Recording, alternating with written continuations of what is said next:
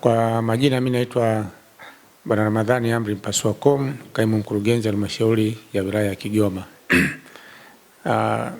Nimefurahi kupokea ugeni kutoka Baraza la Famasia kutoka makao makuu Dodoma, ujio wao wa kuja kutujengea uwezo juu ya uendeshaji wa maduka ya madawa muhimu ambayo yanafanya shughuli za kutoa huduma kwa wananchi, madawa ya binadamu. Ni kwamba ni kweli huduma hii imekuwa ikitolewa kwa wananchi, ikiwa ni moja wapo ya sehemu za sekta binafsi kuisaidia serikali utoaji wa huduma hizi za madawa kwa wananchi.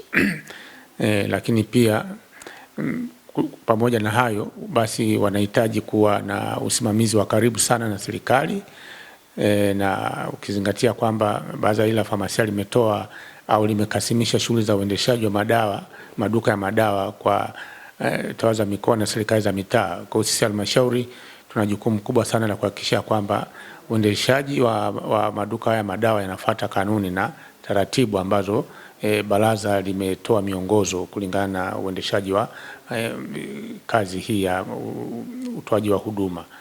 Kwa hiyo nitoe shukrani sana, lakini vile vile ni kushukuru kwa sababu halmashauri mojawapo ya vitu ambavyo tunavizingatia ni ukusanyaji wa mapato. Kwa hiyo kupitia miongozo huu nimefurahi kuona kwamba na sisi tutaweza kupata 40% ambayo itasaidia sasa, na naamini fedha hizi zitarudi kule kwenye kutoa huduma za kuongeza kuimarisha utoaji wa huduma za afya kwa wananchi.